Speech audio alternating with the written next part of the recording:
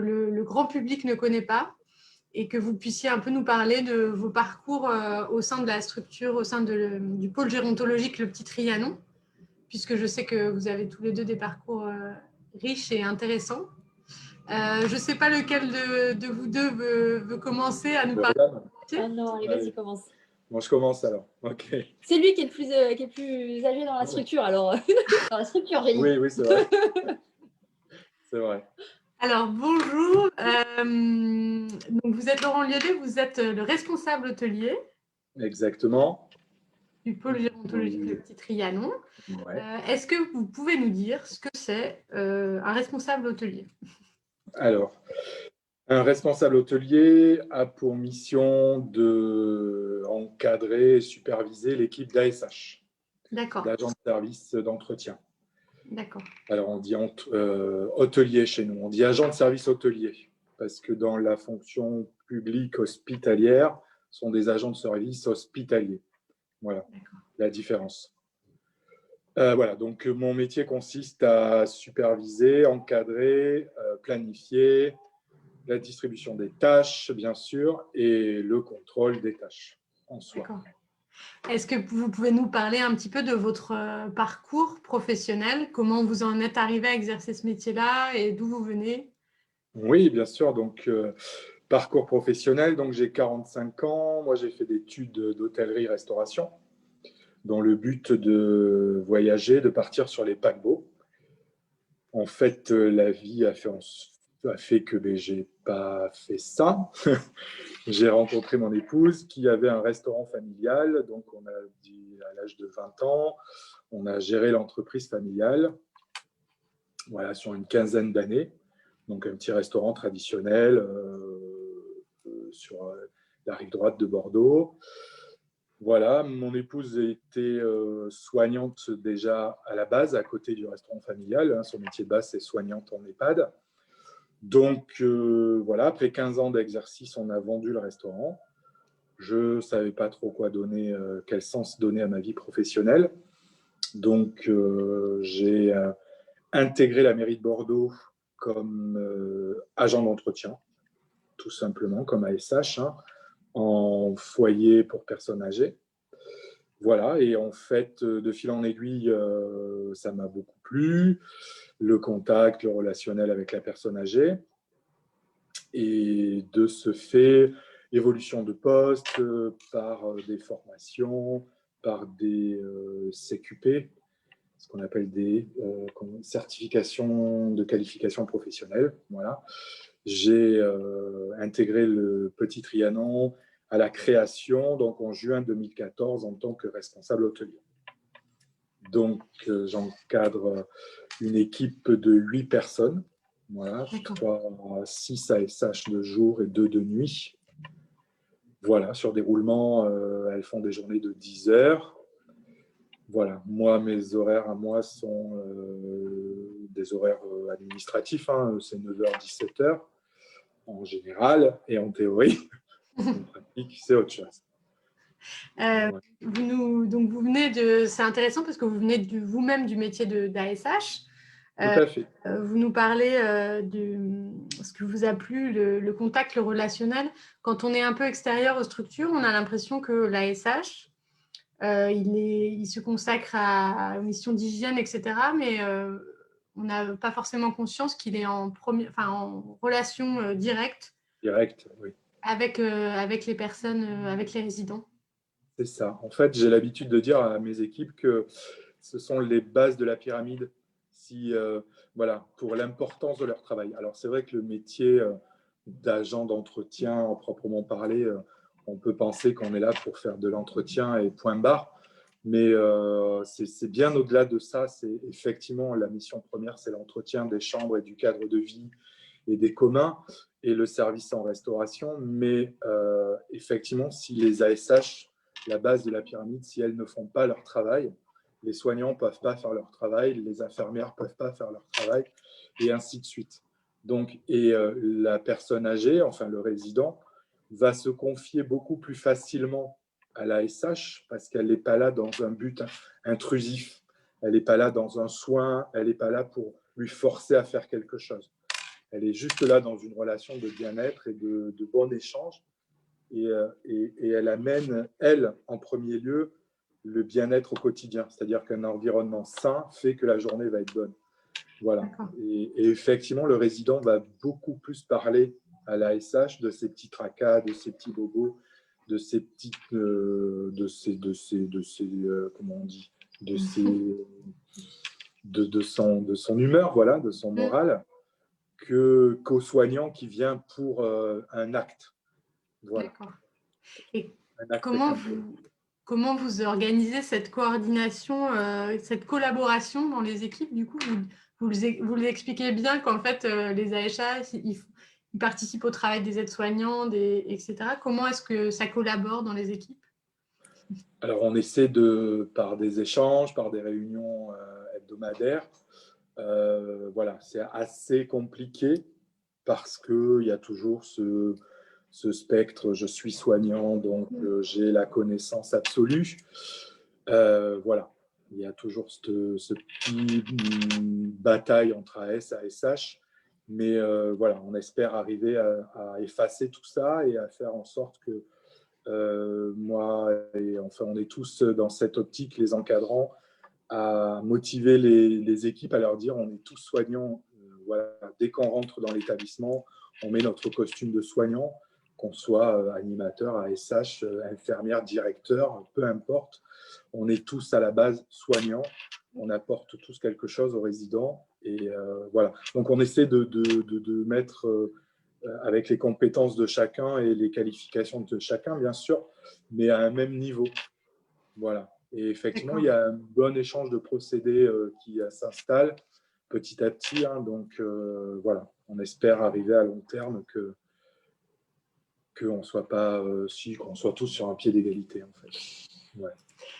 Est-ce que vous pouvez nous dire un peu plus quelles sont, vous, en tant que responsable hôtelier, vos missions, vos tâches quotidiennes, quel rôle vous jouez au sein de la structure?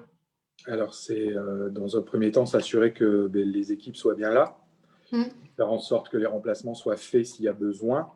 C'est un lien surtout entre les familles, les équipes, les résidents isolés aussi, hein, parce qu'on a des résidents sans famille. Donc, c'est un lien quand même entre ça. C'est s'assurer que le travail soit fait, bien sûr. S'assurer que le personnel a les moyens de travailler, c'est-à-dire tous les produits, toutes les formations qu'il faut, le matériel adéquat. Voilà, c'est un travail de coordination aussi avec les équipes de cuisine, puisqu'on gère toute la partie restauration, hein, évidemment. Donc, nous, sur le Petit Trianon, c'est une société extérieure, donc il y a ce lien de clients-prestataires. Sur beaucoup de structures, c'est en interne, hein, c'est en interne que ça se fait. Voilà, nous, on leur met la cuisine à disposition, donc ils sont vraiment sur place, hein, ils sont là sur place. On leur met les locaux, le matériel à disposition. Donc, il y a ce lien aussi entre toutes les textures modifiées, le fait que les menus soient respectés, l'équilibre alimentaire soit respecté. Voilà. À côté de ça, il y a le service à la personne aussi que je gère, mais ça, c'est une autre casquette. Voilà. Vous pouvez nous en dire un peu plus? Alors, le service à la personne, c'est comme Edomi. Hein, voilà, on a sur le Petit Trianon, on a une résidence-service qui est composée de 25 logements. Ces logements-là ont besoin d'entretien, de compagnie, d'aide au repas. Donc, on a des auxiliaires de vie qui gèrent ceci. Donc, il y a toute la planification, ça est de ma partie, toute la facturation, le relationnel avec le client, le démarchage aussi, hein, bien sûr, parce qu'il faut aller chercher les clients. On a des clients extérieurs, donc il y a toute une domaine de commercialisation, en fait, de démarchage à faire. Voilà. C'est multicasquette. On voyait polyvalent. Là, je pense qu'avec votre exemple, c'est vraiment voilà, un bon exemple de polyvalence dans les tâches, les missions à accomplir. Voilà, et ça peut être aussi un remplacement au pied levé. Hein. Il suffit qu'aujourd'hui, j'ai une ASH qui ne vienne pas et je ne trouve pas de remplaçant. Et bien, je remets ma blouse et je vais faire l'entretien des chambres. Il n'y a pas de souci là-dessus. Ouais. On est aussi là pour ça. Est-ce que vous pouvez nous dire un petit peu quels sont les points positifs que vous trouvez, vous, dans votre pratique professionnelle, et puis peut-être les points de vigilance pour des personnes qui seraient voilà, intéressées par le secteur? Bien sûr, ouais, les points positifs, c'est cette diversité et cette autonomie que j'ai dans mon travail, parce que j'ai un directeur au-dessus de moi, bien sûr, mais qui n'est pas là à nous cliquer ou à nous donner des objectifs de fou. Voilà, donc on a une très bonne autonomie. Voilà, c'est la diversité, justement, c'est le contact avec le résident, avec la famille, c'est apporter des solutions à notre échelle, bien sûr, hein, mais si on peut apporter des solutions aux équipes, alors je vais dire aux filles, parce que c'est principalement des filles qui font ce métier-là, mais voilà, si on peut les aider dans leur quotidien, on est là aussi pour ça, pour les écouter, pour apporter des solutions. Donc, c'est toute cette diversité-là qui fait la richesse de mon métier, c'est-à-dire que ce n'est pas des journées type. Voilà, tous les jours est différent. Voilà, le négatif, je dirais qu'il faut avoir une bonne organisation, sinon on est vite débordé. Et débordé veut dire brouillon dans les équipes, quoi. Donc, si derrière, il n'y a pas une rigueur et une organisation, on n'y arrive pas, quoi. On n'y arrive pas. Le fait de travailler avec un public vulnérable, avec des personnes âgées, etc., est-ce que pour vous, ça représente plutôt du positif ou plutôt une difficulté? Oui, c'est une grande richesse, en fait. Alors, à titre personnel, ça a changé ma vision, moi, de la vieillesse, de la mort, voilà, parce qu'il faut parler concrètement, hein, on est là jusqu'au bout, hein, donc on les accompagne jusqu'à la fin. Donc voilà, moi, ça a changé ma vision de ce point-là. Et après, c'est une telle richesse, ils ont une telle connaissance, ils ont un tel savoir que, effectivement, ça m'apporte au quotidien. D'accord. Donc plutôt du positif. Oui, complètement, oui. Ouais, d'accord.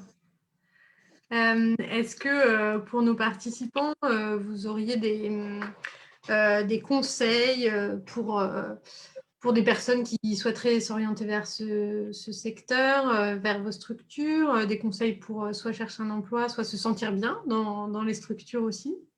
Bien sûr, le conseil, c'est de se dire que, premièrement, il ne faut pas faire ce métier-là pour le salaire, parce que justement, on a des bas salaires, et ce n'est pas la première motivation. Si c'est la motivation, il faut changer de métier, hein, ce n'est pas ce milieu-là.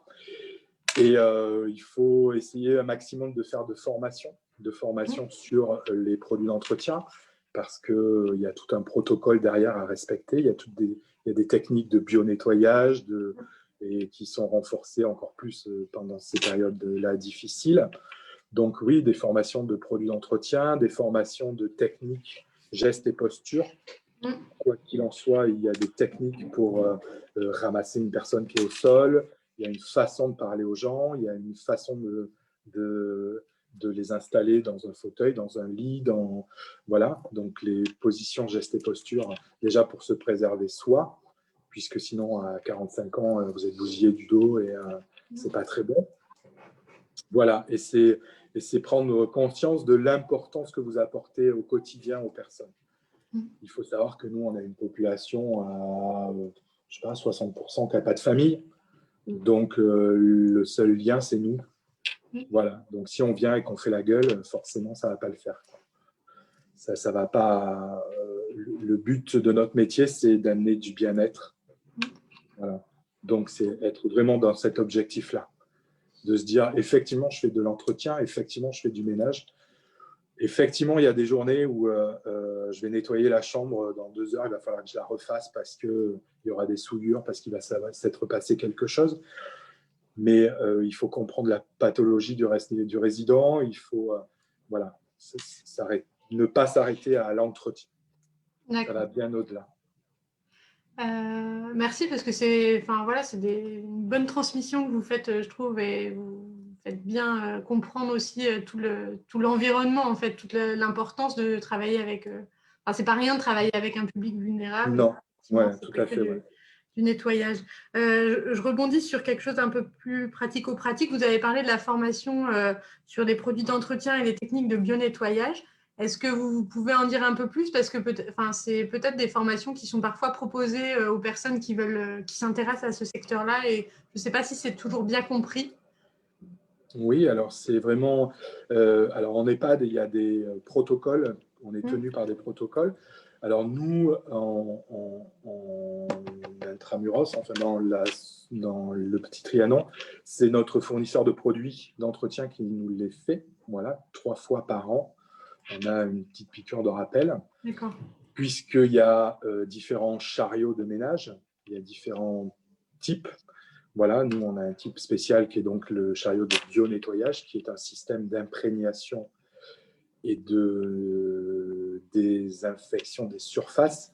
C'est-à-dire qu'on n'a plus de serpillière qui trempe dans l'eau, qu'on essore, on se tue le dos, on manipule les produits. Voilà, c'est vraiment un système d'imprégnation de gaz par système de velcro, de scratch, en fait.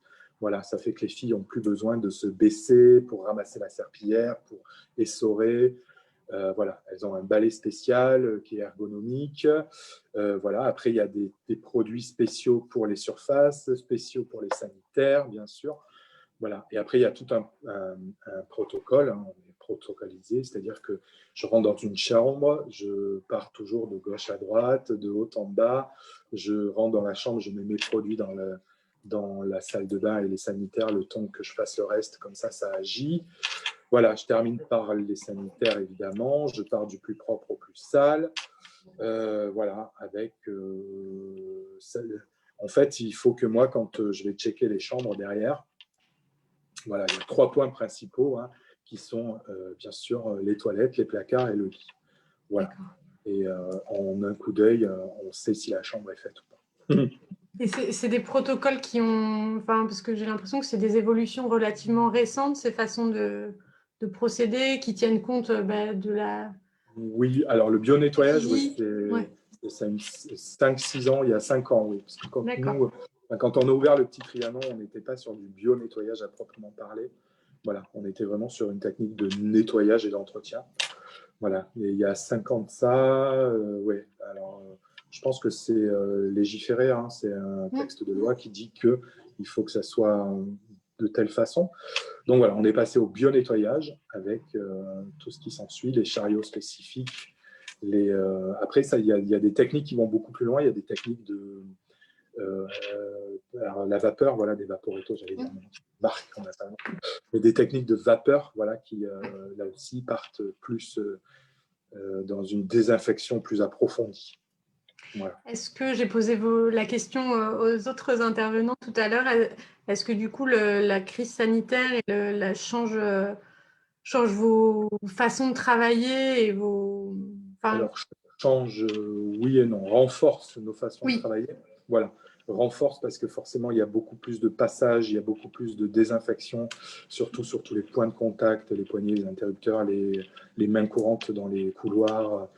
Donc oui, voilà, là, il y a beaucoup plus d'interventions. C'est-à-dire des choses qu'on faisait que 2 fois par jour. Ben maintenant, on les fait 10 fois, voire 15 fois s'il y a besoin.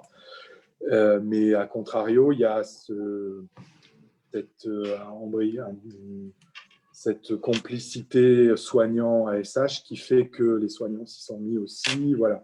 Les soignantes font de la désinfection aussi. Donc, il y a cet esprit d'équipe qui est renforcé. Et on va dire que c'est le point positif de la Covid, hein, c'est d'avoir soudé les équipes, en fait.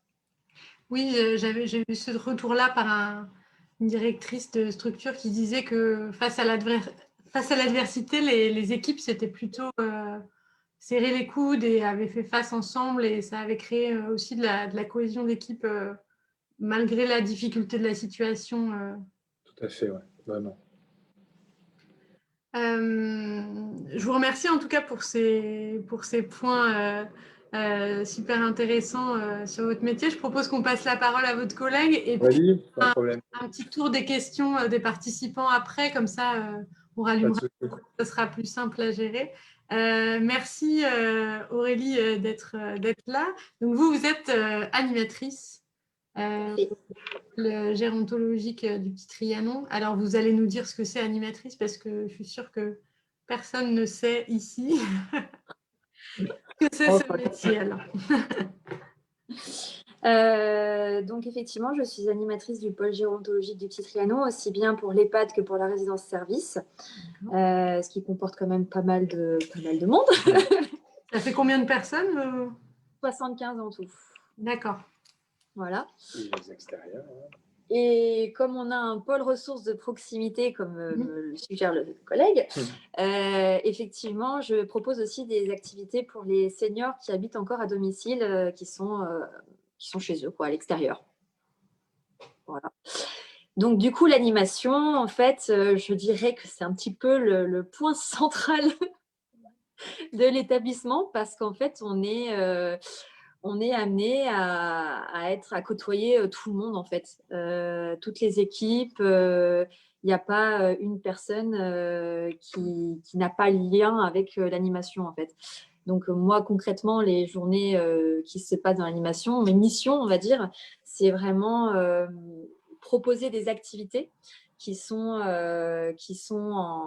en corrélation avec les besoins et les attentes du public. Voilà. Donc, pour ça, je fais des recueils de centres d'intérêt à chaque fois qu'un résident arrive pour lui poser des questions sur sa vie, sur ce qu'il aimait faire, sur ce qu'il aime faire maintenant, pour faire connaissance aussi. Et du coup, à partir de ça, j'établis des groupes en fonction des points d'intérêt et propose des activités qui fassent plaisir à tout un chacun. D'accord. Et alors, dites-nous comment est-ce que vous en êtes arrivé à exercer ce métier? Alors moi, j'ai un parcours atypique. J'ai un parcours atypique parce qu'en fait, j'ai été sertisseuse en joaillerie pendant 10 ans. D'accord. À Paris. Et j'ai eu un ras-le-bol. J'ai eu un gros ras-le-bol. Je ne voyais pas d'évolution dans ma carrière dans le sertissage. Je me voyais faire ça toute ma vie, totalement bêtement. Donc, du coup, je me suis beaucoup remise en question. Je me suis posé beaucoup de questions. À la suite de ça, j'ai fait une rupture conventionnelle avec mon patron. J'ai fait un bilan de compétences avec une dame qui avait une formation psy. Donc, du coup, c'était hyper intéressant parce que je reste persuadée que le professionnel se mélange beaucoup au personnel. Et donc, il faut que tout cet ensemble-là fonctionne, on va dire. Et au final, ce bilan de compétences a révélé que j'étais plutôt sur un profil social. Donc, à la suite de ça, j'ai engagé un BPGEPS animation sociale. Et c'est le diplôme qui est recommandé en fait pour les établissements comme les EHPAD et compagnie. Pas que, mais notamment pour les EHPAD. D'accord. C'est quel niveau de diplôme? Vous pouvez nous rappeler le BPGEPS? Le niveau bac. D'accord. Ouais. C'est le brevet professionnel jeunesse, éducation populaire et sport. D'accord. Et alors, du coup, le fait de travailler auprès d'un public plutôt personnes âgées, c'était un choix, C'était totalement un choix. C'est-à-dire que tous mes stages, je les ai faits justement dans un EHPAD auprès de personnes âgées. C'était totalement un choix parce que quand j'étais plus jeune, à l'époque, on pouvait commencer à travailler à 16 ans pour les étés. J'avais fait ASH en fait. D'accord. La base de tout. La base de tout. C'est la base de tout. J'avais fait pendant 2 mois pour mes vacances scolaires, pour faire de l'argent pour l'année. J'avais fait ASH dans une maison de retraite à côté de chez mes parents, quoi. Et du coup, ce tout premier contact-là à 16 ans, on ne s'en rend pas compte, mais il a été important pour moi, en fait. Il a été important pour moi. C'est ce qui m'a fait me dire qu'effectivement, c'était plus vers la personne âgée que je voulais aller parce que concrètement, les enfants, je pense qu'il faut être jeune pour s'occuper des enfants. Passer un certain âge, c'est un peu plus difficile, je pense. Donc oui, il y a ce côté, comme parlait mon collègue, ce côté transmission de savoir. Ils ont beaucoup de choses à nous apporter, même s'ils ne s'en rendent pas compte. Parce qu'il ne faut pas se leurrer, mais la personne âgée est beaucoup dans la dévalorisation et dans la perte d'estime de soi, beaucoup là-dedans. Donc, l'animation fait partie de ce côté de remédier à ça, en fait, de leur apporter un sens, en fait. Un sens au reste de leur vie, quelque chose qui perdent de plus en plus, en fait, au fur et à mesure de l'avancement de l'âge. D'accord. Et alors, comment est-ce que vous arrivez à le mettre en œuvre dans les animations que vous proposez, du coup? Bah, du coup, toutes les séances, moi, de toute façon, dans toute l'animation, hein, en règle générale, quand on prépare des séances, on établit une fiche action d'animation. Et donc, du coup, dedans, il y a des objectifs. Il y a des objectifs avec des évaluations à la fin de la séance pour voir si justement les objectifs ont été répondus, on va dire. Dans le sens où l'animation, c'est pas juste faire le zozo devant les gens. Il faut vraiment qu'il y ait un sens derrière, en fait. On fait des choses.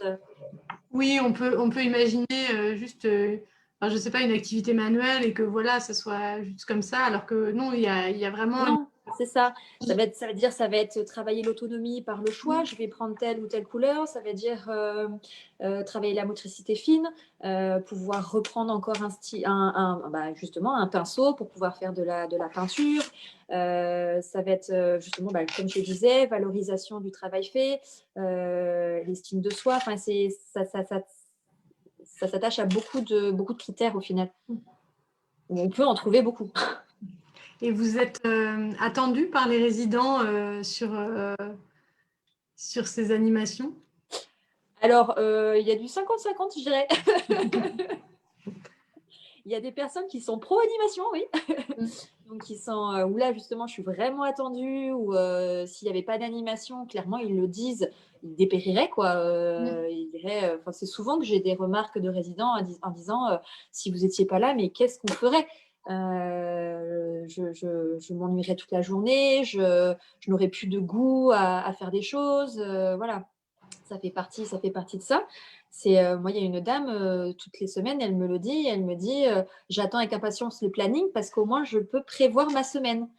Je sais ce qui va se passer, et du coup, ça lui donne du sens dans sa semaine à dire, bah voilà, je vais faire ça tel jour, je vais faire ça tel jour, mon mari il peut venir tel jour.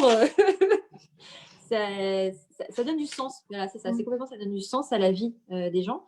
Et par contre, il y a des personnes qui ne sont pas du tout dans l'animation parce qu'ils ne l'ont jamais été, que ça fait partie de leur histoire de vie, le loisir, ça ne leur parle pas. Ils ont toujours travaillé dans leur vie et ils n'ont pas envie qu'on les... excusez-moi du mot grossier, mais ils n'ont pas envie qu'on les emmerde.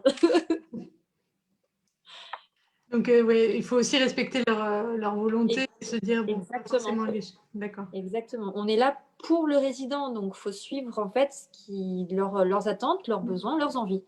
C'est exactement ça. L'animation se fait qu'à partir de ces critères-là, les attentes, les besoins et les envies. D'accord. J'allais vous demander quels étaient les points positifs que vous voyez à votre métier, mais là, je pense que vous nous en avez donné déjà quelques-uns. Est-ce qu'il y a des points de vigilance, des choses plus difficiles, plus complexes dans votre quotidien? Oui, il y en a. Malgré tout, il y en a. Il y a le fait que ce sont des personnes fragiles et, comme le disait si bien mon collègue, qui sont en fin de vie. On les accompagne jusqu'au bout. Il y a le fait de pouvoir gérer le deuil, en fait, d'une personne qui s'en va, parce qu'au final, on crée quand même minimum un lien avec ces personnes-là. Et il faut pouvoir gérer quand la personne s'en va personnellement, ce qui peut être difficile pour certains comme moins difficile pour d'autres. Ça, il faut le savoir. Le fait que vous êtes seul aussi, généralement, sur votre poste.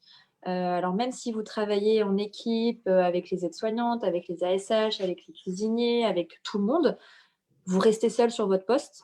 Et des fois, ça peut être compliqué, parce que se réinventer sans forcément pouvoir échanger avec d'autres animateurs pour justement pouvoir trouver des idées, parce qu'il faut être très créatif, et du coup, en fait, c'est tout le temps se réinventer. Des fois, ça peut être difficile. Ça peut être difficile parce que forcément, toutes les choses peuvent s'essouffler, il y a des fois, voilà, il faut arriver à se relancer, quoi. Faut arriver à se relancer.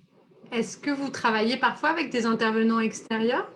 Oui, bien sûr, je fais de la coordination D'accord. d'événements extérieurs, enfin d'intervenants extérieurs, Mm. que ce soit aussi bien chanteurs, danse, ça peut être des artistes, ça peut être plein de choses. Euh, en fonction des projets aussi, parce que c'est vrai qu'on fait quand même pas mal de projets ici. Donc, du coup, ça peut être plein de choses. Là, il y avait eu un projet qui n'a pas pu se finir à cause du Covid. C'était des Olympiades entre personnel soignant et résidents. Et donc, du coup, c'était faire venir justement un club de sport qui nous fasse découvrir plein de sports différents, mais qui sont adaptés en fonction des handicaps de chacun, quoi. D'accord. J'espère que ça pourra se tenir un peu plus l'année prochaine. J'y doute, j'en doute pas. Est-ce que vous auriez des conseils pour des personnes qui seraient intéressées pour soit découvrir votre métier, soit s'orienter vers des structures du médico-social? Qu'est-ce que vous donneriez comme conseil? Je pense que le premier conseil, c'est peut-être d'aller faire une immersion dans l'établissement, parce que du coup, il n'y a qu'en faisant qu'on arrive à comprendre les choses. C'est pas parce que je vais vous dire quelque chose que vous aurez le même ressenti que moi ou la même vision que moi. Le mieux, c'est de le vivre. Et donc, du coup, je pense qu'une immersion dans un établissement est très intéressant à faire. Et après, si vraiment ça plaît et que, je sais pas, on trouve une vocation pour l'animation, qui est très chouette. Après, oui, le diplôme, c'est le BPGEPS, quoi, BPGEPS Animation Sociale. Sachant que le BPGEPS Animation Sociale, c'est en gros un diplôme qui est pour toute structure, que ce soit aussi un centre social, accueil périscolaire, c'est pour tout public. C'est vraiment pour sortir, pour faire de l'insertion, en fait, pour les gens qui sont en difficulté. C'est pour faire de l'animation, un peu comme de la médiation au final. Il y a une école il y a un nouveau diplôme normalement qui devrait sortir, qui est dans les petits papiers avec l'éducation nationale. D'accord. Un bac pro. D'accord. Sur ces mêmes métiers. Sur l'animation. D'accord. C'est le jeune que je t'ai parlé. Ah oui, d'accord. Ouais. Du coup, voilà. C'est pas encore, normalement, c'est pas encore vraiment lancé, mais en tout cas, il va y avoir un bac pro avec l'éducation nationale de lancer, parce que le BPGEP, c'est des écoles privées, généralement. D'accord. Sachant que nous, on a une antenne ici. Oui, c'est ça, c'est qu'au Petit Trianon, il y a une antenne de l'ENEP. Là où moi, c'est l'école où j'ai passé mon diplôme. D'accord. Ouais. Est-ce qu'il y a des choses que vous voulez ajouter sur vos métiers, avant qu'on passe aux petites questions? Est-ce qu'il y a des éléments dont on n'aurait pas parlé? On va voir les questions. Oui, voilà, des questions. Je vous propose qu'on puisse réactiver les micros des participants. S'il y a des personnes qui veulent poser des questions